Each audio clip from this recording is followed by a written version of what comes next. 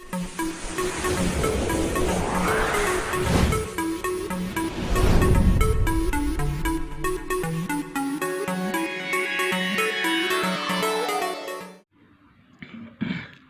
Friend, आपका अपना channel technical classes में स्वागत है। मैं अनिल कुमार बिन ट्रांसफार्मर का लेक्चर नंबर 1 लेकर आया हूँ। आइए हम लोग ट्रांसफार्मर पढ़ते हैं। ट्रांसफार्मर मीन्स होता क्या है। सबसे पहले हम लोग देख लें ट्रांसफार्मर का हिंदी क्या होता है। तो ट्रांसफार्मर का जो हिंदी होता है वो होता है परिणामित्र। ट्रांसफार्मर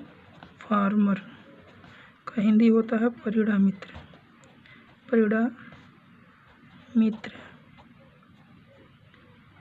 और ट्रांसफार्मर का जो हमारा मीन्स होता है, मतलब होता है, ट्रांसफार्मर जो हमारा होता है करंट और वोल्टेज को ट्रांसफॉर्म करता है। पहला पॉइंट यहाँ लिखिए, ट्रांसफार्मर जो हमारा होता है, ट्रांसफार्मर करंट एंड वोल्टेज को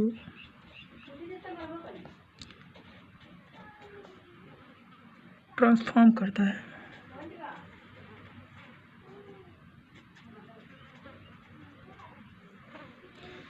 मतलब ट्रांसफार्मर जो होता है करंट और वोल्टेज लेवल को ट्रांसफॉर्म मीन्स चेंज करता है, जबकि पावर को ट्रांसफ़र करता है।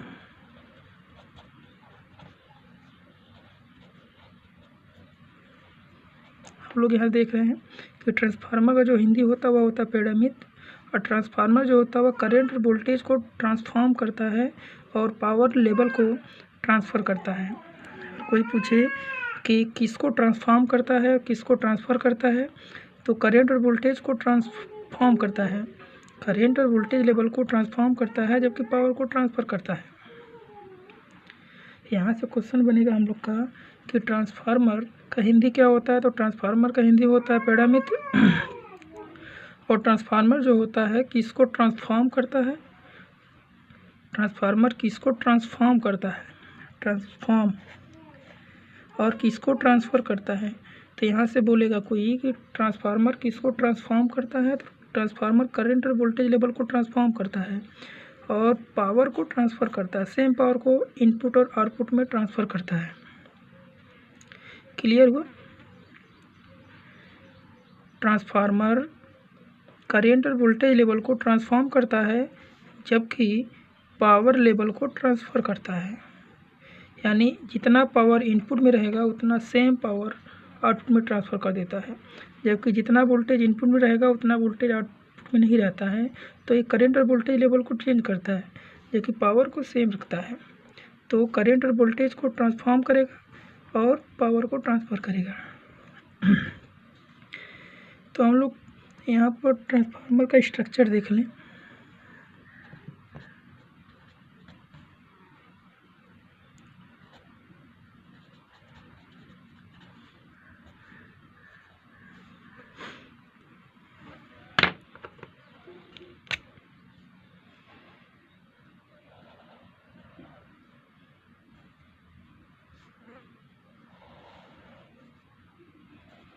ये हमारा है ट्रांसफार्मर का स्ट्रक्चर।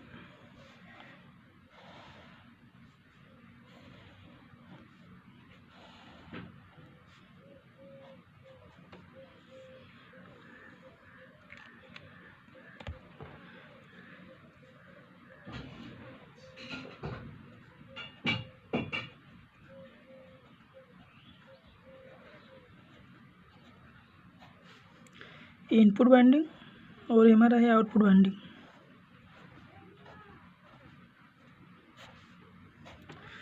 तो सबसे पहले ट्रांसफार्मर कहते किसको हैं, तो यहाँ से हम लोग डेफिनेशन देख लें।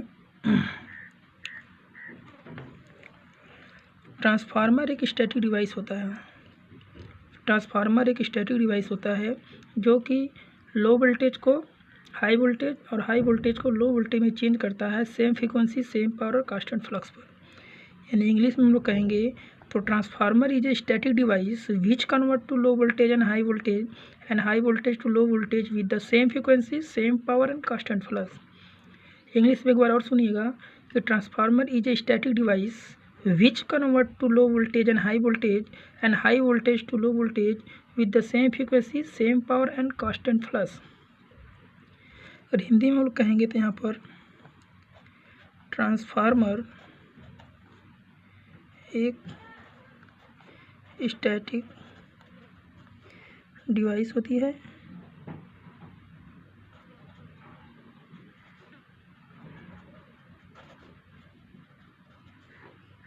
जो कि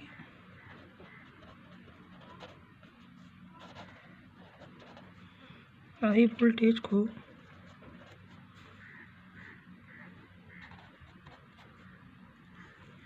low voltage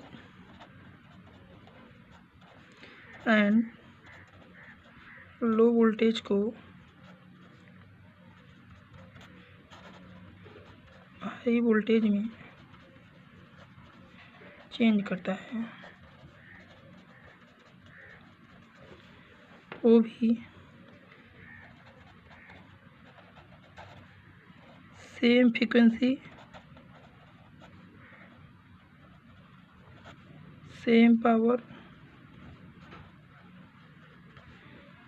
and constant flux पर। यहाँ से हम लोग ट्रांसफार्मर की परिभाषा देखें तो ट्रांसफार्मर एक स्थिर डिवाइस होती है जो कि हाई वोल्टेज को लो वोल्टेज और लो वोल्टेज को हाई वोल्टेज में चेंज करता है, वो भी same frequency, same power, constant flux. इसके कहने मतलब है कि ट्रांसफार्मर एक स्थिर डिवाइस होता है जो कि हाई वोल्टेज को लो वोल्टेज में और लो वोल्टेज को हाई वोल्टेज में चेंज करता है, सेम फ्रीक्वेंसी, सेम पावर और कांस्टेंट फ्लक्स पर। यानी ट्रांसफार्मर या जो करंट और वोल्टेज के लेवल को चेंज करता है वो सेम फ्रीक्वेंसी, सेम पावर और कांस्टेंट फ्लक्स के साथ चेंज करता है।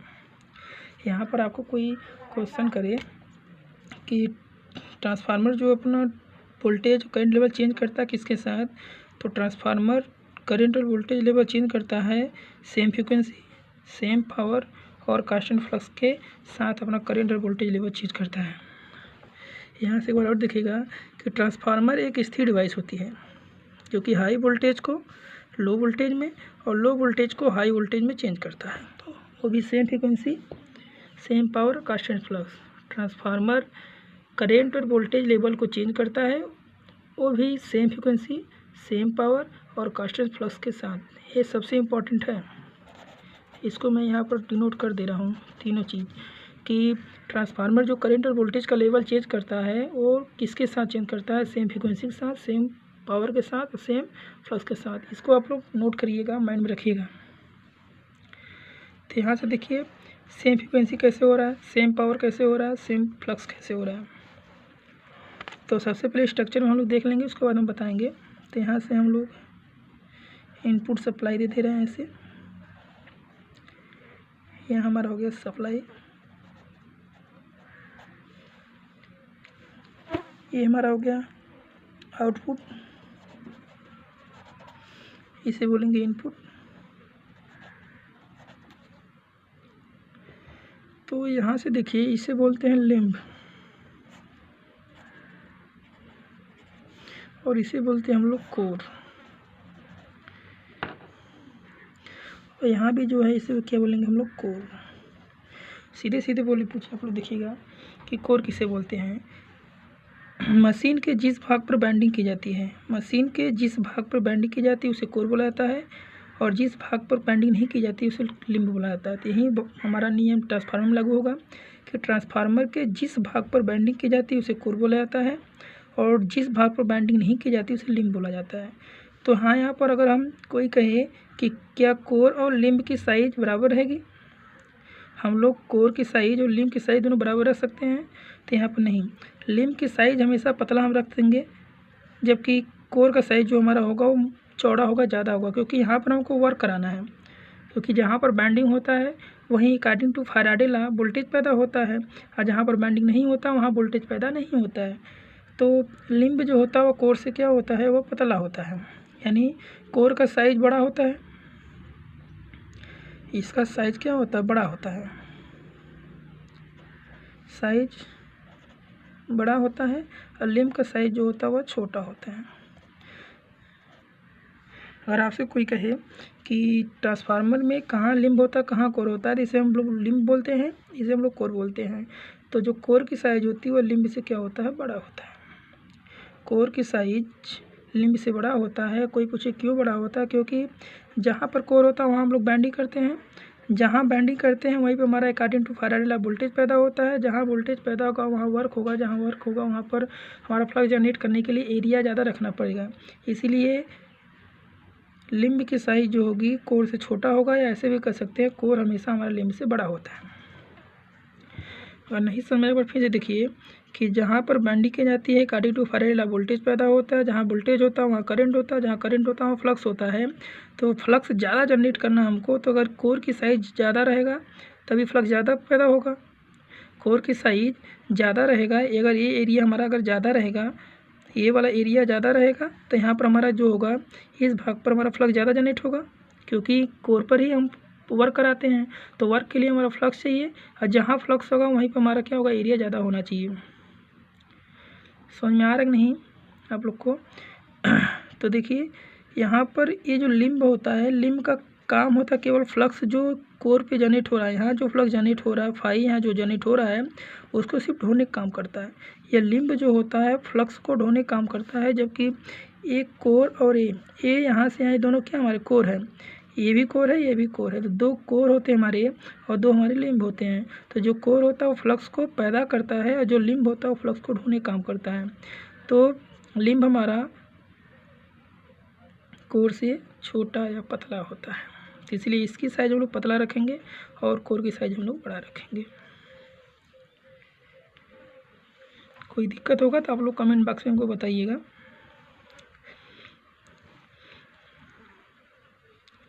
आइए आगे हम लोग देखते हैं।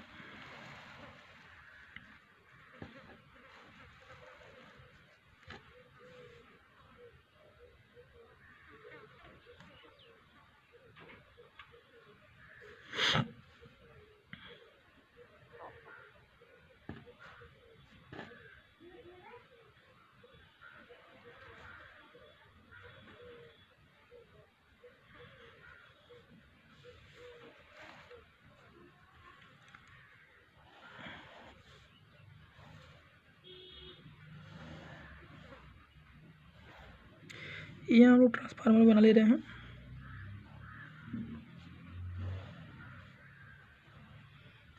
देखिए कैसे वर्क करता है, कहाँ कांस्टेंट फ्लक्स होता है, कहाँ नहीं होता है, कहाँ कैसे होता है, पूरा चीज़ हम लोग देखेंगे यहाँ पर।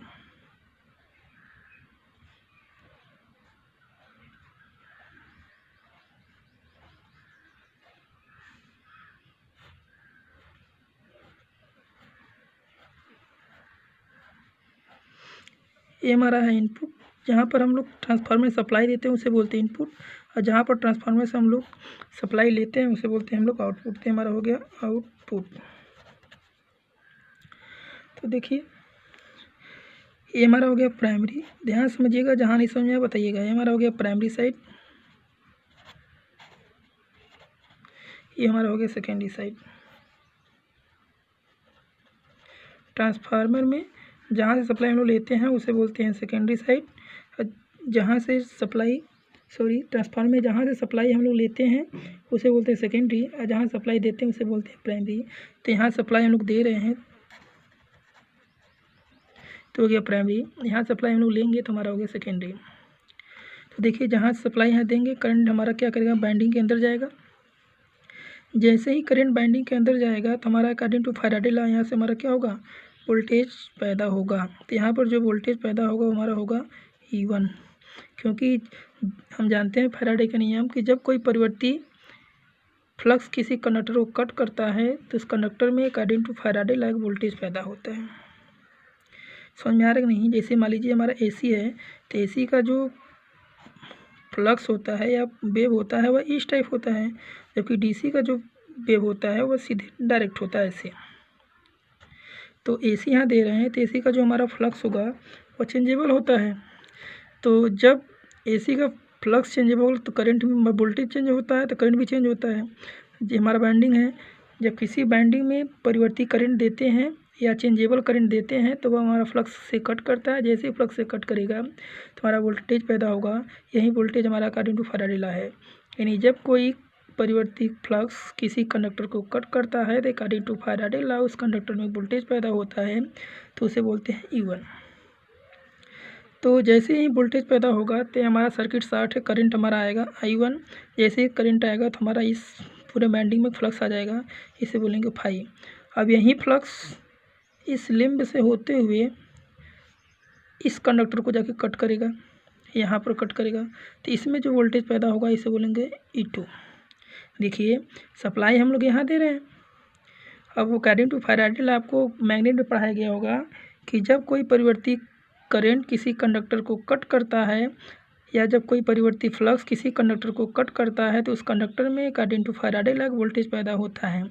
जैसे ही वोल्टेज पैदा होगा हमारा यहाँ से सर्किट शॉर्ट है, करंट आएगा, जैसे करंट आएगा हमारा फ्लक्स आ जाएगा। तो यही फ्लक्स जो हमारा होता है इस कोर या इसे ब्रिज भी बोल सकते हैं कि इस कोर के सहारे लिंब के सहारे इस बैंडिंग से कट करेगा। जैसे ही इस बैंडिंग से कट करेगा इस बैंडिंग में भी वोल्टेज पैदा हो जाएगा, इसे बोलेंगे E2 या सेकेंडरी वोल्टेज। देखिए तो जो फ्लक्स यहाँ पर है वही फ्लक्स यहाँ पर है, जो फ्लक्स यहाँ पर है वही फ्लक्स यहाँ पर है। सप्लाई के कारण ये फ्लक्स पैदा हो रहा है, यही फ्लक्स जाकर सेकेंडरी से कट कर रहा है तो वोल्टेज पैदा हो रहा है। तो परिभाषा में हम लोग कहे हैं कि जो ट्रांसफार्मर होता है वह अपना करंट और वोल्टेज लेवल चेंज करता है, सेम फ्रीक्वेंसी, सेम पावर और सेम कांस्टेंट फ्लक्स। तो देखिए जो फ्लक्स यहाँ पर वही फ्लक्स यहाँ पर है, तो इनपुट और आउटपुट दोनों में फ्लक्स सेम है, तो इसीलिए बोला गया कांस्टेंट फ्लक्स। तो देखिए जो फ्लक्स यहाँ पर है तो वही वोल्टेज यहाँ पर होगी, जो फ्लक्स यहाँ पर है तो वही वोल्टेज यहाँ होगा। इसमें आइडियल केस मान के चले हम लोग, तो यही फ्लक्स यहाँ कट कर रहा है और यही फ्लक्स यहाँ ही कट कर रहा है, तो जो वोल्टेज यहाँ होगा वही वोल्टेज यहाँ होगा। तो हम लोग आइडियल केस लेके चलेंगे तो देखिए वोल्टेज लेवल भी हमारा क्या है यहाँ पर सेम, तो पावर लेवल भी हमारा क्या हो जाएगा, सेम हो जाएगा। एक बार ध्यान दीजिएगा कि ट्रांसफार्मर जो होता है वो करंट और वोल्टेज लेवल को चेंज करता है, सेम फ्रीक्वेंसी, सेम पावर और कांस्टेंट फ्लक्स। तो जितने स्पीड से यहाँ वोल्ट कट कर रहा है उतने स्पीड से यहाँ कट कर रहा है, तो जो फ्रीक्वेंसी यहाँ होगा वही फ्रीक्वेंसी यहाँ होगा। तो same frequency, same power, same constant flux. Transformer जो होता है, देखिए सप्लाई हम लोग यहाँ दे रहे हैं, सप्लाई यहाँ दे रहे हैं, तो यहाँ से यह करंट इस कंडक्टर को कट कर रहा है तो वोल्टेज पैदा हो रहा है। जैसे वोल्टेज पैदा होगा सर्किट शॉर्ट है, करंट आ जाएगा, फ्लक्स आ जाएगा। जैसे ही फ्लक्स आएगा तो यही फ्लक्स हमारा इस कंडक्टर भी कट कर रहा है, तो यहाँ भी फ्लक्स है वही, यहाँ भी वही फ्लक्स है, तो कांस्टेंट फ्लक्स हो गया। अब जिस स्पीड से यहाँ कट कर रहा है वही स्पीड से यहाँ कट कर रहा है, तो स्पीड मतलब क्या होता है, चक्र, चक्र मतलब होता है फ्रीक्वेंसी। तो जो फ्रीक्वेंसी यहाँ पर हो वही फ्रीक्वेंसी यहाँ पर ही होगा, ठीक है। तो जो पावर हमारा होगा यहाँ पर वही पावर हमारा यहाँ पर होगा, क्योंकि ट्रांसफार्मर जो होता हुआ है पावर लेवल को नहीं चेंज करता है, करंट और वोल्टेज लेवल को चेंज करता है। जितना पावर इनपुट में हम लोग देंगे उतना पावर आउटपुट हमको मिलेगा। बात समझ में आ रही कि नहीं, एक बार ध्यान दीजिएगा आप लोग। जैसे ही हम लोग ट्रांसफार्मर के इनपुट में सप्लाई देंगे तो यह परिवर्ती करंट जाके कंडक्टर से कट करेगा, तो कंडक्टर में हमारा according to Faraday law voltage पैदा होगा। जैसे वोल्टेज पैदा होगा तो यह सर्किट हमारा क्या है, देखिए शॉर्ट है, सर्किट हमारा क्या है, पूरा क्लोज लूप है ना, तो करंट पैदा होगा। जैसे करंट पैदा होगा इस बाइंडिंग में एक फ्लक्स आ जाएगा, तो यह हमारा फ्लक्स आएगा, तो यही फ्लक्स इस कोर के सहारे इस रखी बाइंडिंग को भी कट करेगा। तो जब इस बाइंडिंग में कट करेगा तो वोल्टेज पैदा हो जाएगा। तो जो फ्लक्स यहाँ पर इनपुट में वही फ्लक्स आउटपुट में है, तो फ्लक्स तो कांस्टेंट हो गया। जिस स्पीड से यहाँ कट करा वही स्पीड से यहाँ भी कट करेगा, क्योंकि फ्लक्स तो वही है। तो देखिए कांस्टेंट फ्लक्स परिभाषा में बोला गया है, तो कांस्टेंट फ्लक्स हमारा यहाँ प्रूव हो गया। सेम फ्रीक्वेंसी बोला गया है तो सेम फ्रीक्वेंसी प्रूव हो गया। अब सेम पावर कहा जा रहा है, तो ट्रांसफार्मर में हम परिभाषा में बताए हैं कि ट्रांसफार्मर जो हमारा होता है वह पावर लेवल को नहीं चेंज करता, करंट और वोल्टेज लेवल को चेंज करता है। तो तीनों चीज़ बहुत ही इंपॉर्टेंट है आपको परिभाषा में बोलने के लिए। अब मैंने तीनों चीज़ यहाँ प्रूव कर दिया। अब यहाँ पर आप लोग देखिए इम्पोर्टेंट चीज़, मैग्नेट में आप लोग पढ़े होंगे सेल्फ इंडक्टेंस और म्यूचुअल। पहला पॉइंट मैं बता रहा हूँ, आप लोग मैग्नेट में पढ़े होंगे। मैग्नेट में पहला पॉइंट आप लोग बता रहा हूँ, मैग्नेट या चुंबक में पढ़े होंगे कि सेल्फ इंडक्टेंस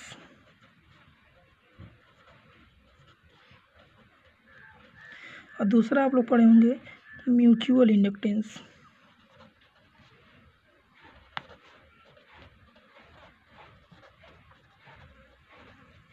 तो यहाँ से सेल्फ म्यूचुअल बारे में बता रहा हूँ एक बार फिर से आप लोग को कि सेल्फ मतलब होता है कि वह फ्लक्स जो स्वयं पैदा हो स्वयं के कंडक्टर को कट करे, यानी स्वयं के द्वारा खुद के द्वारा पैदा किया फ्लक्स खुद को कट करे, यानी खुद के द्वारा या स्वयं का फ्लक्स स्वयं को कट करे।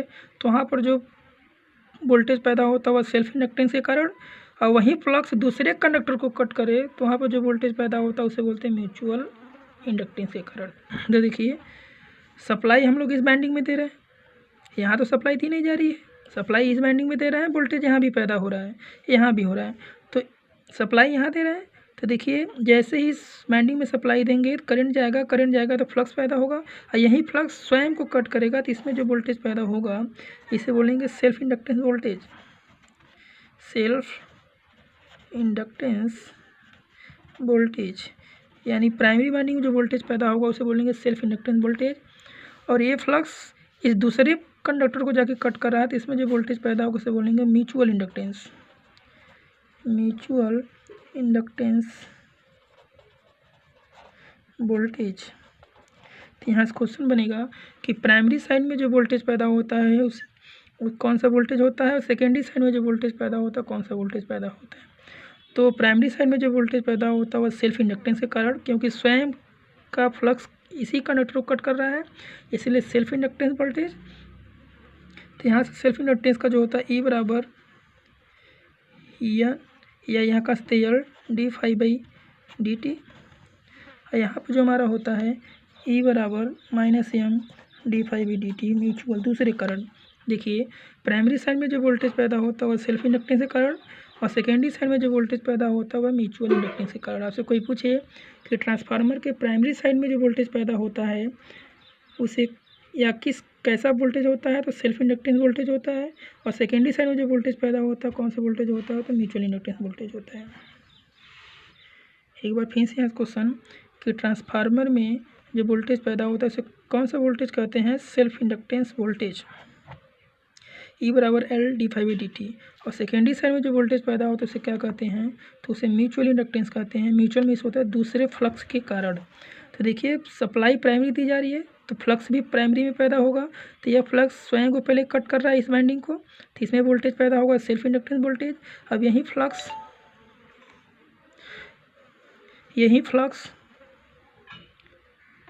सेकेंडरी की कंडक्टर को भी कट कर रहा है, तो इसमें जो वोल्टेज पैदा होगा उसे बोलेंगे हम लोग म्यूचुअल। म्यूचुअल मीन्स देखिए दूसरे का फ्लक्स सेकेंडरी को कट कर रहा है, दूसरा मतलब प्राइमरी का फ्लक्स आकर सेकेंडरी को कट कर रहा है, प्राइमरी का फ्लक्स आकर सेकेंडरी को कट कर रहा है तो इसे बोलेंगे म्यूचुअल। म्यूचुअल मीन्स होता है दूसरा, तो सेकेंडरी में कोई भी सप्लाई नहीं है तो कोई फ्लक्स नहीं होगा, इसका फ्लक्स इसको कट कर रहा है तो हो जाएगा म्यूचुअल। तो सेकेंडरी साइड में जो वोल्टेज पैदा होता है उसे बोलते हैं म्यूचुअल इंडक्टेंस वोल्टेज ई बराबर minus N D phi by D T. और प्राइमरी साइड में जो वोल्टेज पैदा होता है उसे बोलते हैं सेल्फ इंडक्टेंस वोल्टेज ई बराबर minus L D phi by D T. कोई दिक्कत होगा तो बताइएगा कमेंट बॉक्स में आप लोग करके।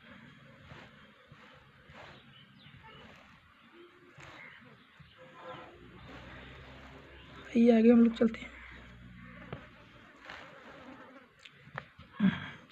देखिए ट्रांसफार्मर यहाँ पर जो हमारा होता है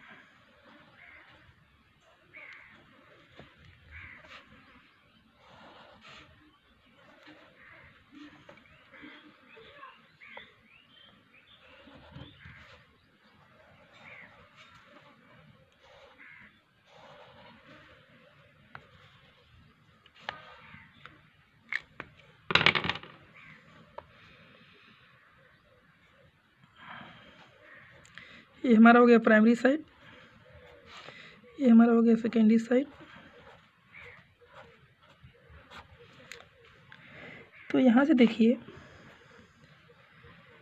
ये हमारा हो गया प्राइमरी में हम लोग सप्लाई दे रहे हैं, तो जहाँ सप्लाई देते हैं उसे बोलते हैं इनपुट। करंट हमारा आई हो गया, यहाँ पर हमारा है आउटपुट, यहाँ सप्लाई हम लोग लेते हैं। तो यहाँ से क्वेश्चन देखिए फिर बनेगा यहाँ से। तो देखिए प्राइमरी साइड में हम लोग सप्लाई दे रहे हैं तो एक इंटू फैराडे लॉ वोल्टेज पैदा होगा, तो करंट भी हमारा पैदा होगा, वोल्टेज पैदा हो गया, करंट भी पैदा हो जाएगा, तो यहाँ फ्लक्स आ जाएगा। यही फ्लक्स इस लिम्ब या कोर के सारे यहाँ पर सेकेंडरी कट करा तो यहाँ भी वोल्टेज पैदा होगा फैराडे के नियम अनुसार। E2। हाँ, अगर सर्किट शॉर्ट रहेगा तो करंट हमारा आ जाएगा, अगर सर्किट शॉर्ट नहीं रहेगा तो करंट नहीं आएगा। तो इसे बोलेंगे हम लोग main flux. Main flux transformer का जो हमारा फ्लक्स है इसे बोलेंगे मेन फ्लक्स। ध्यान समझिए, इनपुट में जो हम लोग प्राइमरी वाइंडिंग सप्लाई दे रहे हैं, इनपुट में जो प्राइमरी वाइंडिंग हम लोग सप्लाई दे रहे हैं ए वाला, तो यहाँ पर अकॉर्डिंग टू फैराडे लॉ हमारा वोल्टेज पैदा हो रहा है E1। और देखिए ये वाइंडिंग का पूरा सर्किट शॉर्ट है, इसमें करंट आ जाएगा। जहाँ करंट होता है हमारा फ्लक्स होता है, जहाँ करंट होता है वहाँ हमारा क्या होता है, फ्लक्स होता है। जहाँ फ्लक्स होगा वहाँ हमारा वोल्टेज भी होता है। तो ये जो फ्लक्स पैदा हो रहा है इसे बोलेंगे मेन फ्लक्स। तो ध्यान दीजिएगा, मेन फ्लक्स दो टाइप का होता है। ये देखिए जैसे हमारा क्या होगा, मेन फ्लक्स दो टाइप का होता है। ऐसे हम लोग बना के दिखा दे रहे हैं आपको।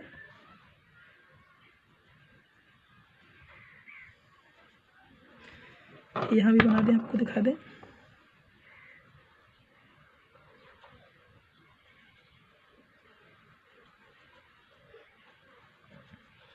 आप लोग जब मैग्नेट पढ़े होंगे तो आपको दिखाया गया होगा।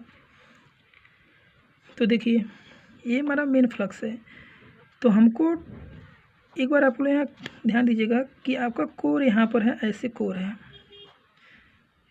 अभी इस कोर पर बाइंडिंग किया गया है ऐसे। तो हमको कोर पे जितना बाइंडिंग किया गया यहीं पर कार्य कराना है। इसके बाहर तो कहीं बाइंडिंग है नहीं, यहाँ पर यहाँ भी बाइंडिंग कोई नहीं है। तो हमको इतने भाग पर ही कार्य कराना है। तो इतने भाग के अंदर जो फ्लक्स रहेगा उसे बोलेंगे यूजफुल फ्लक्स, और इसके बाहर जो फ्लक्स रहेगा उसे बोलेंगे बेकार फ्लक्स। क्योंकि कार्य तो हमको इस कोर पर ही कराना है। ध्यान समझिए कि ये हमारा कोई कोर है, अब इस कोर पर बाइंडिंग है, तो जहाँ पर बाइंडिंग रहेगा वही हमारा कार्य होगा। तो कार्य हमको यहाँ पर ही कराना है, कार्य हमको इतने भी कराना है। तो इसके अंदर जो फ्लक्स रहेगा उसे बोलेंगे हम लोग यूजफुल फ्लक्स, और इसके बाहर जो इधर जो फ्लक्स रहेगा उसे बोलेंगे बेकार फ्लक्स। तो देखिए, तो इधर जो ये वाला फ्लक्स जो हमारा है इसे बोलेंगे हम लोग, इसे हम लोग जो बोलेंगे अनयूजफुल फ्लक्स, यानी बेकार फ्लक्स। और जो कोर के अंदर का फ्लक्स है ये वाला फ्लक्स, इसे बोलेंगे हम लोग यूजफुल फ्लक्स। यूजफुल फ्लक्स यानी कि उपयोगी फ्लक्स। कोर के अंदर का जो फ्लक्स है ये वाला फ्लक्स, इसे बोलेंगे यूजफुल फ्लक्स। और कोर का बाहर जो फ्लक्स है उसे बोलेंगे हम लोग बेकार फ्लक्स। या अगर इंग्लिश में बोलना चाहेंगे तो जो कोर के बाहर का फ्लक्स है ये वाला फ्लक्स, इसे बोलेंगे लीकेज फ्लक्स। और कोर के अंदर का जो फ्लक्स उसे बोलेंगे linkage, LINKAG, linkage flux. Linkage मतलब लिंक करना, लीकेज मतलब बहना, बेकार होना। तो कोर के अंदर का जो फ्लक्स है वो है लिंकेज फ्लक्स, यूजफुल फ्लक्स, उपयोगी फ्लक्स, उपयोगी। और लीकेज में से होता है बेकार। यानी कोर के अंदर का जो फ्लक्स उसे बोलेंगे हम लोग लिंकेज या उपयोगी फ्लक्स, और कोर के बाहर का जो फ्लक्स है वो बेकार या लीकेज फ्लक्स। तो फ्लक्स दो टाइप का होता है। फ्लक्स हमका जो होता है दो टाइप का होता है, यानी जो टोटल फ्लक्स होता है दो भागों में बढ़ जाता है। टोटल फ्लक्स फाई दो भागों में होता है, एक होता है उपयोगी फ्लक्स